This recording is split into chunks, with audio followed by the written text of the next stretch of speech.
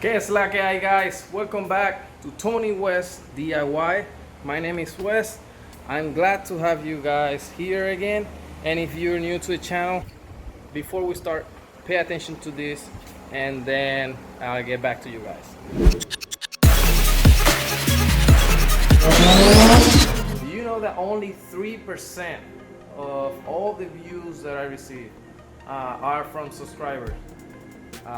I ask around, most of the people that I ask, they don't know how to subscribe, or they don't know that they have to have an account on YouTube. So before you subscribe, make sure you log in on your YouTube account and then go to the subscribe button on my channel. Also, YouTube had an update, so now you can personalize the notifications. So if you feel overwhelmed with a lot of notification of channels that you are not even interested, you can choose which one you want to receive. And if you want to receive notification and you're not receiving any, you can go to setting options on your Android, look for the app YouTube, and then click on notification, make sure that it's on. The same is with iPhone users. So thank you for the support. All those that are subscribing, thanks a lot, I really appreciate. Alright, we're back. So this is the second episode for the series bringing back the RSX. Back in the first episode, I explained that the car, I needed to register the car, coming from Germany, still have temporary plates, and I had to inspect the car.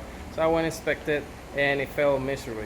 Some of the stuff, I get it, it's normal maintenance that I wanted to do anyway, but all the stuff is just, I deleted it, and now I have to go back kind of stock-ish, like the emission, I remember the name, I put it in letters, and then a line from here to the intake manifold, PCV, and all the stuff.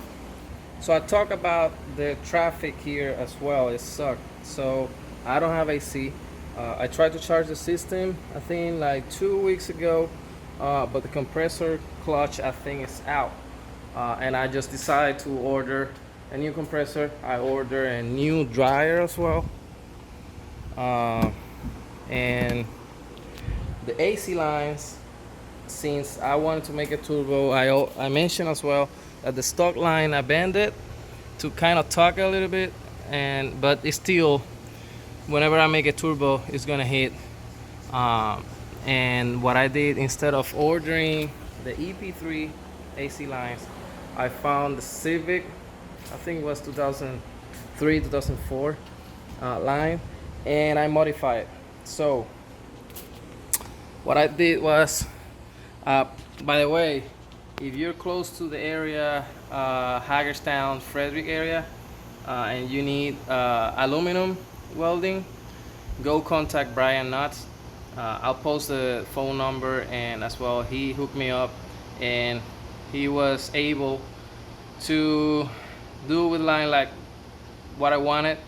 So he took his time and helped me out with that to fab the lines. So go back to the line. Basically, let me see if I can put it here real quick. So the EP3 lines basically is kind of the same. So this part is the RSX, the normal one. And what I told him to was to cut this, the bigger line that connect there, to cut it, and then use the Civic line here. The different, I'm assuming different from the EP3 to this one is the EP3, if I'm not mistaken, it just crossed through here, I think. Comment below if I'm talking shit, but I think that's the route. And this one, it goes through the this area here, like the strut support or whatever the hell that's called, and it's kind of more hidden. So I'm just gonna be doing that today. I don't think I have to take out the intake manifold. Absolutely Wrong. prove. I'm just gonna try to see if I can remove that wheel, lift it up, and this compressor, if I'm not mistaken, when I did the engine swap, I think it has 4 long bolts. I think so, yeah, that goes on an angle, but I think you have access through the underneath the car. So I'm gonna do that today, and hopefully you guys enjoy.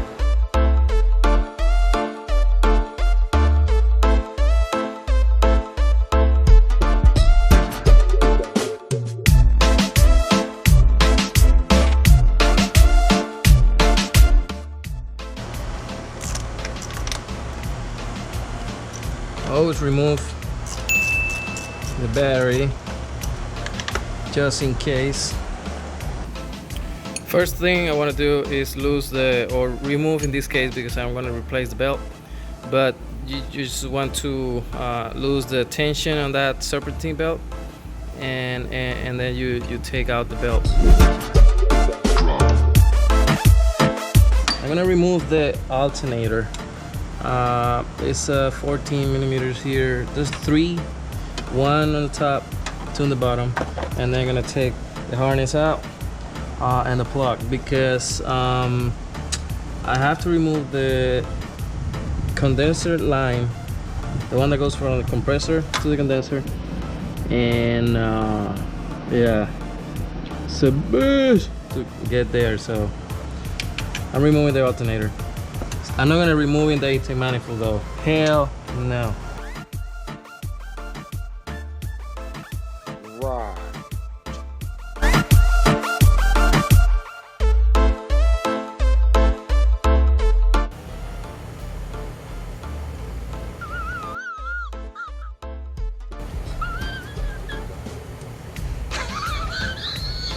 Yep. I'm taking that intake out. Golly. Alright, so I had to take the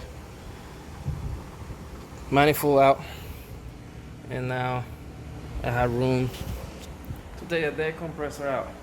So to recap, 4 bolts, 4 long bolts. You can take them out from the bottom of the car, but to take these 2 lines, I had to remove the alternator, and then the alternator is 3 12 millimeter bolts, 1 on top to here, and then the harness, and there's a plug here as well. Yeah, it's a bitch. I was for some reason I thought that I could take from the bottom, but I didn't want to take the coolant out. Yeah, it's a bitch. So alright, it's out. I'm just gonna install it. I bought the dryer as well. Make sure before you remove the AC lines, you take it to a professional shop so they can remove the freon. Don't let that shit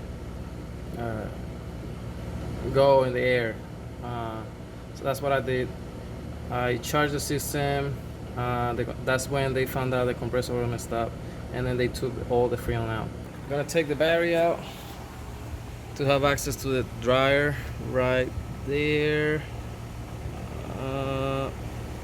Yeah, that looks like 2 10 millimeter bolts, and there's a plug or something there.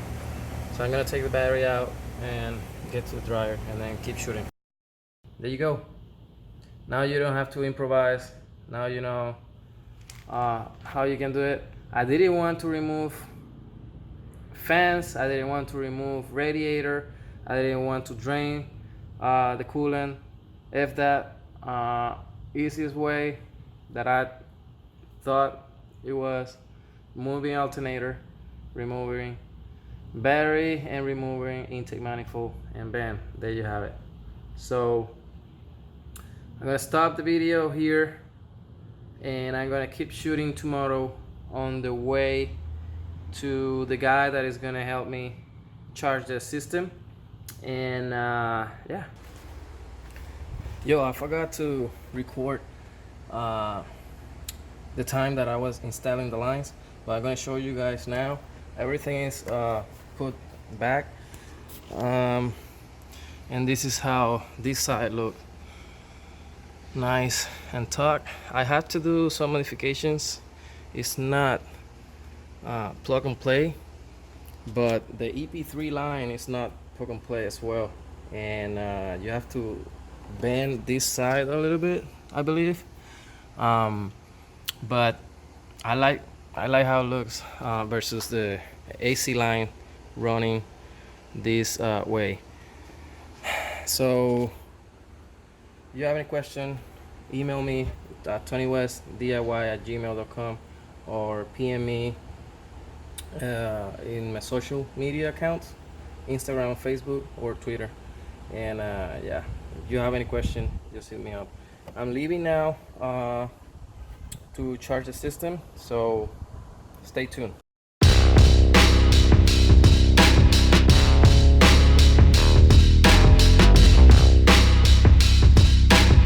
You guys see why I need AC? Bumper to bumper, look at the miles. And it's Saturday.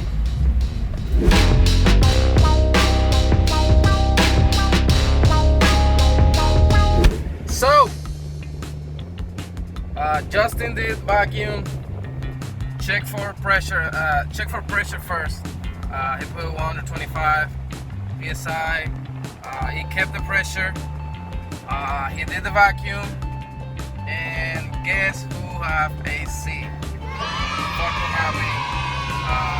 I know a lot of people says, who needs AC nowadays? I need. Fuck that. It would be nice to kick ass and having AC as well at the same time. So I'm going on the way to the ATM to get money out because Justin helped me a lot. By the way, his Facebook is down below. So if you're in the Hagerstown area, hit him up. He will square you away. I apologize I don't record that moment when he was doing vacuum and stuff, but I got distracted. We were talking about his dad LS. He showed me all the setup, what he's doing, and yeah, I got distracted about that. It's a badass setup that his dad had right there. And we were talking about his GTO as well. He's gonna supercharge and all that, but yeah, everything came fine. No leaks, no issues. I'm freaking happy. And this is it. I'm gonna stop the video here. Next video is gonna be how to change or replace the struts. I got the struts already. And yeah, we're closer to get this car where it's supposed to be so it can pass inspection. Don't forget to subscribe before you leave. I will appreciate that. If you have any question, just remember, contact me on Facebook, Instagram, Twitter, Tony West DIY, or you can send me an email, TonyWestDIY@gmail.com. See you guys till the next one.